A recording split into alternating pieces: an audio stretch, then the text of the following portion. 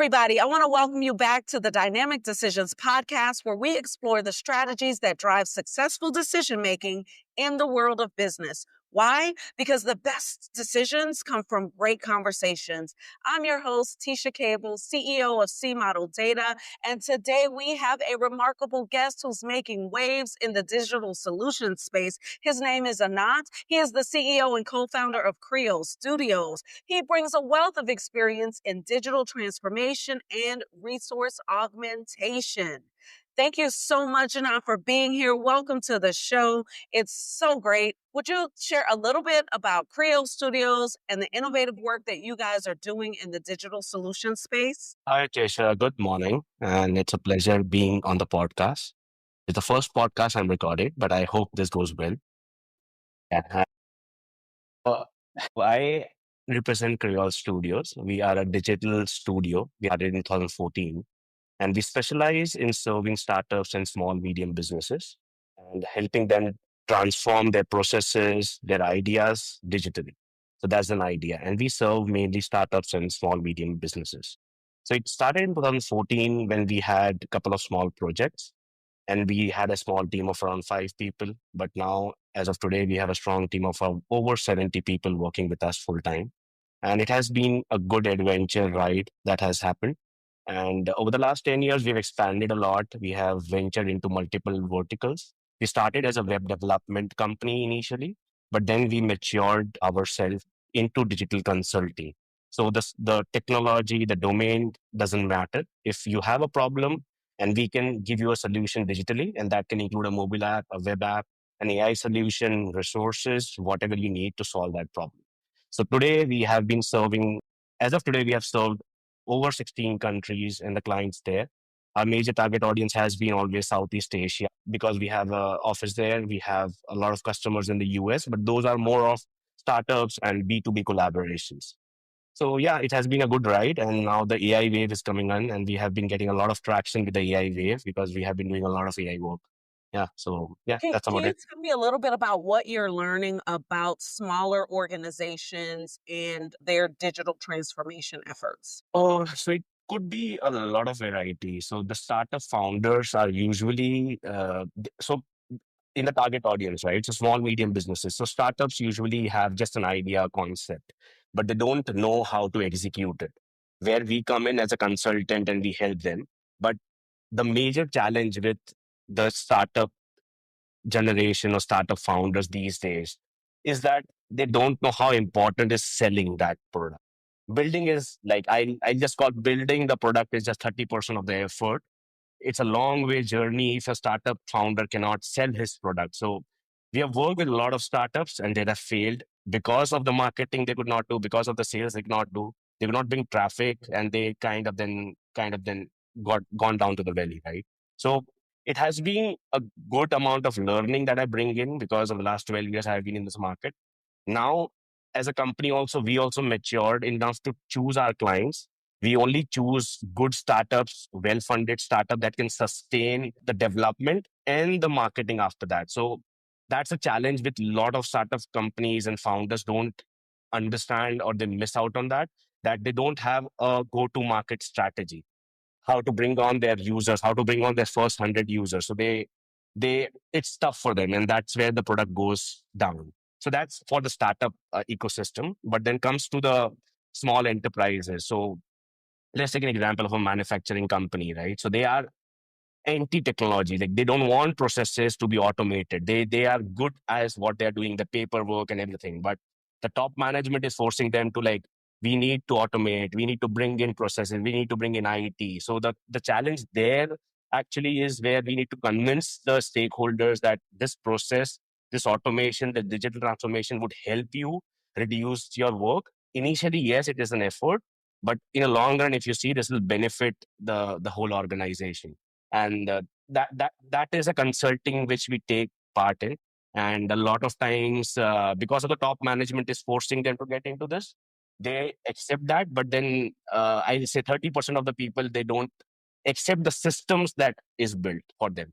So two Oh, different challenges for the two different audiences. Yeah. Hopefully you end up with adoption issues because they don't accept it. So a couple of things I want to sort of reiterate for the audience. So number one, if you're a startup, the idea that you must have a solid go-to-market strategy. So first your core strategy, then your go-to-market strategy has to be a real thing. You get a product built, no point in having that if you can't actually like sell it to anyone. So that makes a ton of sense. That's some great practical advice there. I mean, I think we take it for granted. We spend so much time on the product and then we just kind of forget how important that go-to-market strategy is. You know who doesn't forget? Investors. Yeah. Investors don't forget about that. We'll ask, right? So actually, I have a term for that. The startup founders usually are in their echo chambers. They feel the problem they are facing is a bigger problem, and everybody will accept that. They don't do the market research, and they're like, okay, once I build it, I'll sell it. I'll be able to sell it. But that is not the right way. You waste money. The development team, a lot of stakeholders are involved. So as a development company, we usually find portfolio projects which can help us get more business grow, right? And certain startups that don't work out and they don't end up in the portfolio. So yeah, it's a loss for everybody. So Yeah, that makes a lot of sense. And then your second one had to do with really making sure that people are bought in. That really feels like a leadership and alignment challenge. And it's interesting that you end up experiencing that from your lens as someone who comes in to help people with technologies. At some point, we have to get get smaller businesses aligned so that they can then implement these technologies. All right. What is one of your frameworks for actually making high stakes decisions, especially when it comes to developing solutions for some of these startups and SMEs? usually it is more of a selfish decision, I would call it, because in that case, I make a three tier approach in that. First, if I'm going with a startup and I'm taking a project or I'm taking any new lead that is in. So how good or bad is that going to be for my portfolio and how can I reverse that if this goes south, right? So that's the first part. How would I not screw up my reputation, my company's reputation in that? That's the first decision factor that Hmm. I take. The second decision factor which comes in is basically how is it fitting my 3 year, 5 year kind of a vision with my company, right? Is this portfolio getting me more clients? Is this targeting a new audience that is coming in, right? And that is the second area which I decide. And third is obviously, is it making a real difference to the world in terms of the product? Is the idea novel enough to be excited about, or is it just a clone that is going on, or is it that? So then that comes to the founder's mentality that I call that. If I like working, I talk to the founder, I like that. My teams like it, and then we take it the project. We take the bet on the founder's decision. So those are the three areas, through three filters that we keep in when we choose a project in that case. This is great. So I heard so you really have a vision, values, alignment internally first, right? Is this good for us and what we believe in and what we do? And then there's your strategic alignment. Does this line up with my goals? What am I trying to achieve?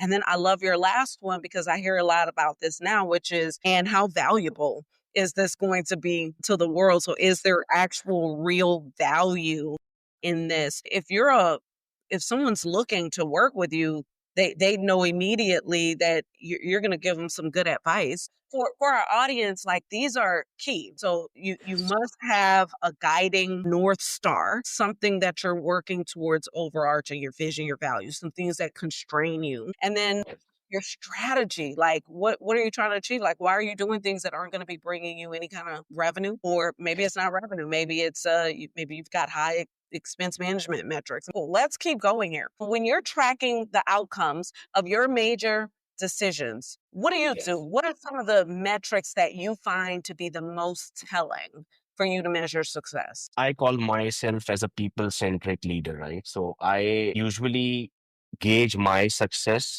and that was one of the philosophies why I started the company. Was one is employment generation and wealth creation for my stakeholders, right?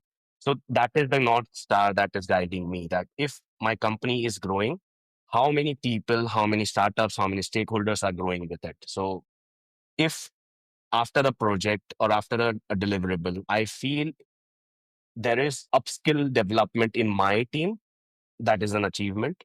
If the client is able to raise funding, that's an achievement.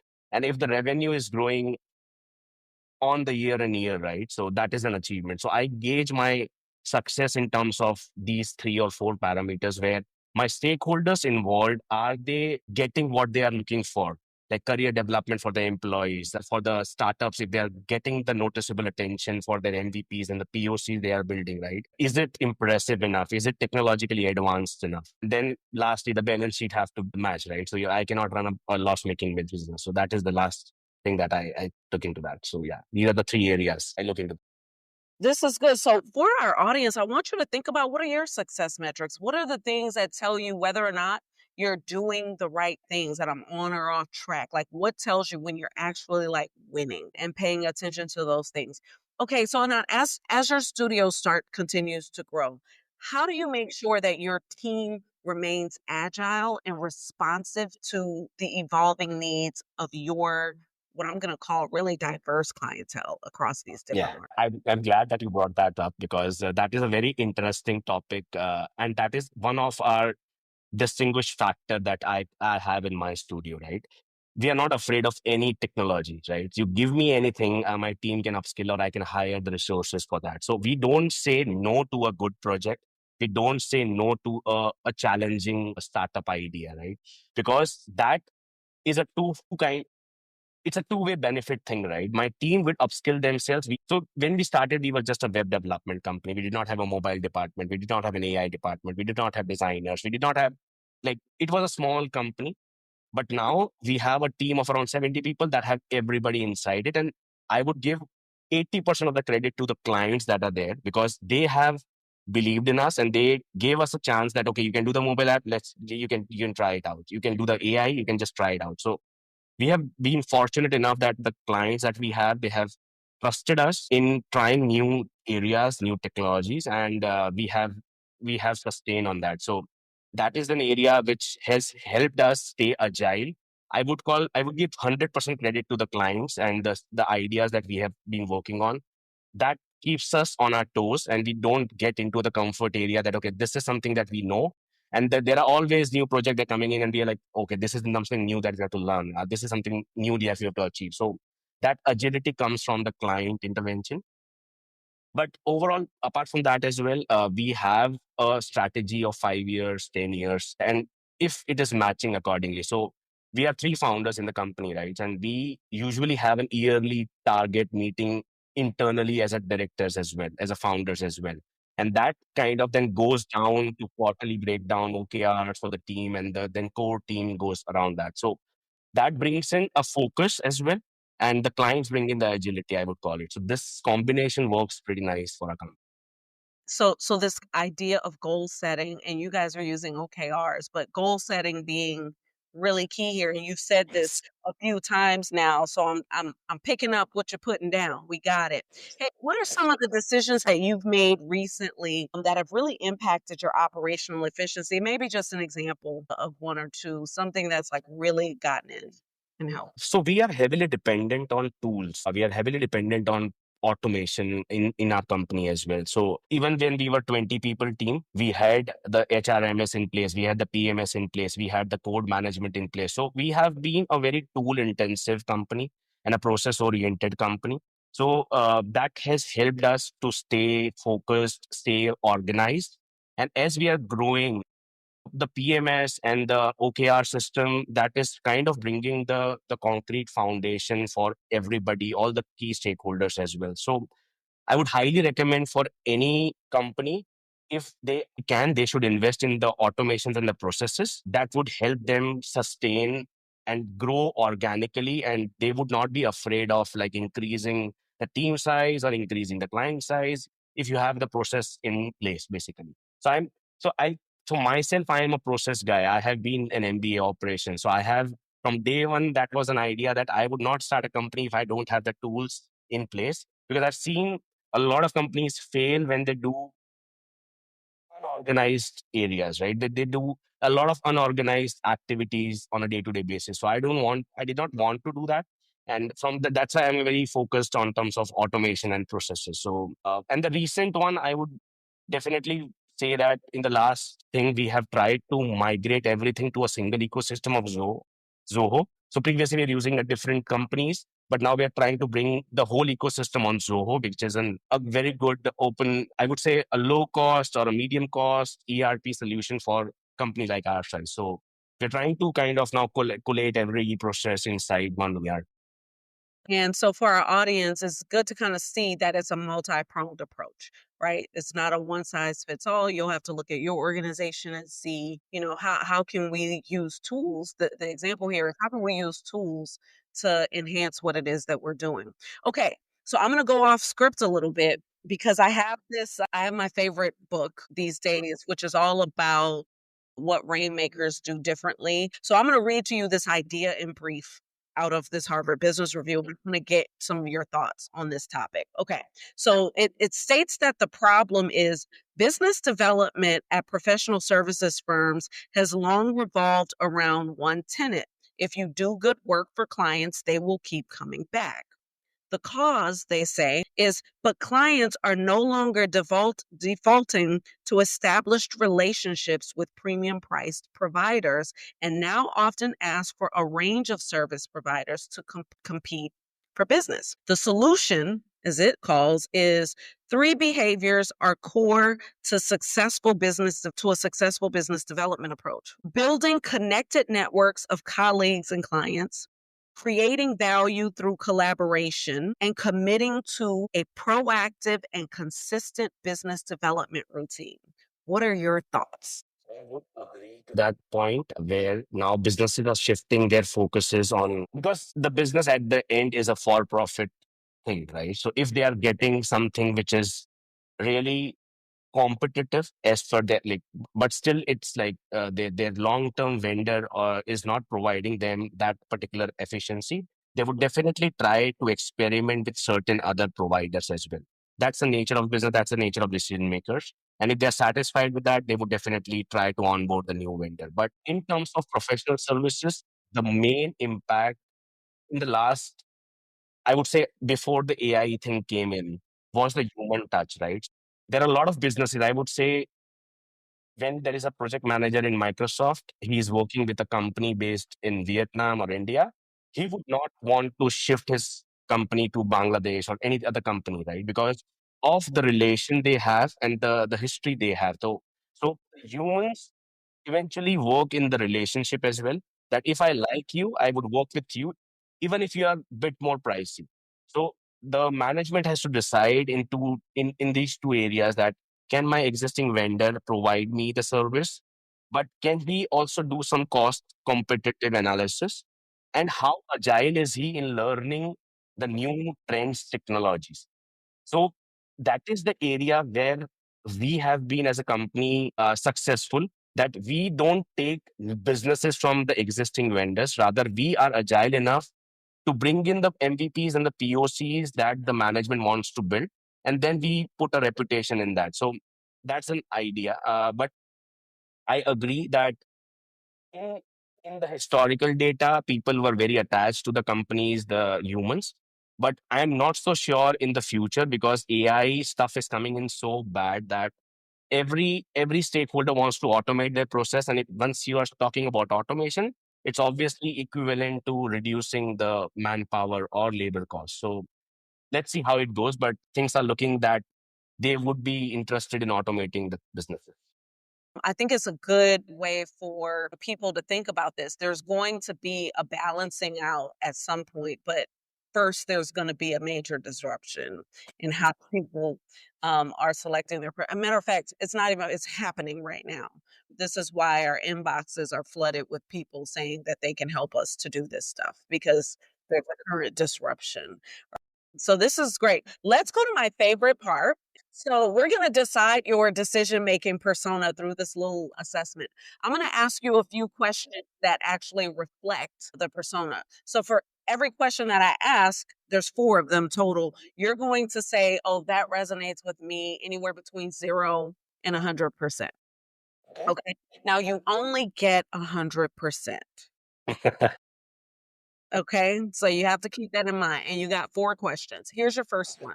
Hey, so we're considering this new technology solution for a client. How are we going to ensure that it aligns with their specific needs and enhances their operational efficiency? I would say that resonates highly with me. I would call it like, so do I need to put a number, like total number is 100, which I need to sum it up Yeah, for the full that's question? exactly right. So I would what's give this, I would give this a 40%. It's a 40%. Okay, so that's called a feeler, right? And so the feeler persona often has it's a lot of consideration, a lot of feely things, but it also has a lot of gut instinct. Typically, the experienced people often highly resonate with the feeler persona. Okay, let's keep going. Your next one is we're reflecting on last year's technology transitions. What specific trends or insights have we uncovered that can significantly influence our next strategy? That I would call that 20% of my, because I'm not more dependent on what the work we have done in the past because we are more focused on new innovations. Yeah, something like that. Good. That's called a planner. So I'm just picking up what I did and I'm planning with it. That's right. Here we go. Here's your next one. In evaluating previous client transitions, what key lessons have we learned that have fundamentally changed our decision making process? I would give that importance. I would say 30 to 40% of that. Okay, now you want to say 30%? Now remember, you only get 100. 40 and 20 and 30 is 90 already, I believe, right? All right. Yeah. So I would say this, uh, yeah, I would say 25. Okay, so this one is called the counter. Your last one is 50%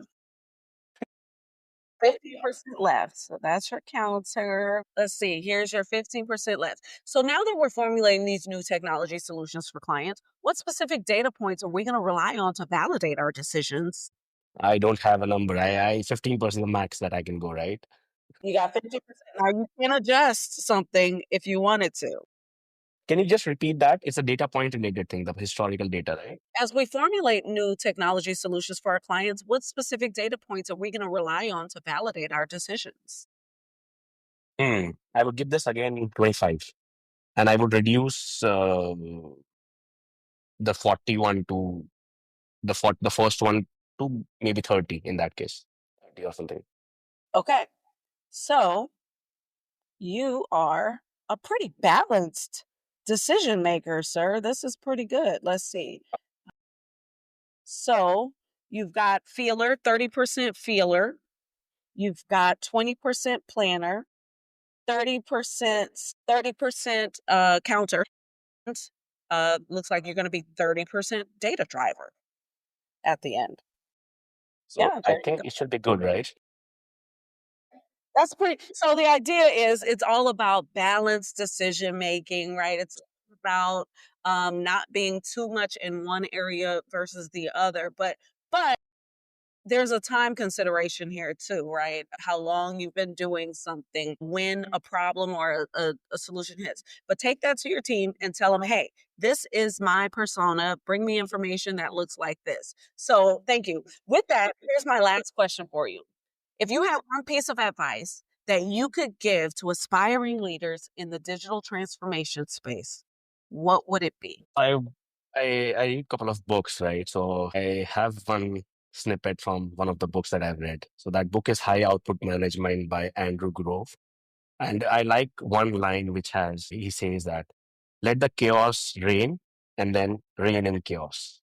So I'd first feel the noise, what is going on, just observe that. So be an observer and then put your decisions and then you cannot control the chaos, but then try living with that. So yeah, well, that I would give that advice to the leader. Let the chaos reign and then reign in the chaos. I get it. Thank you so much for that, Anant. It's been a pleasure having you on the show. Your Thank expertise you. in navigating digital transformation has been super useful in this conversation. Can we share with our listeners where they can learn more about you and Creole Studios?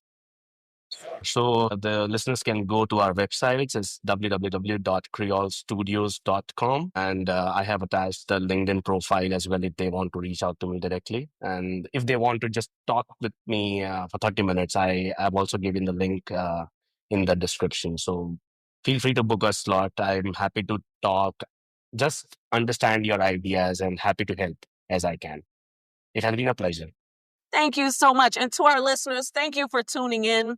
Remember, the best decisions come from great conversations. If you enjoyed this episode, please subscribe it, rate it, share it with your network. Let's keep the conversation going on social media. Dynamic Decision Podcast. And until next time, keep questioning, keep growing, and keep leading with purpose.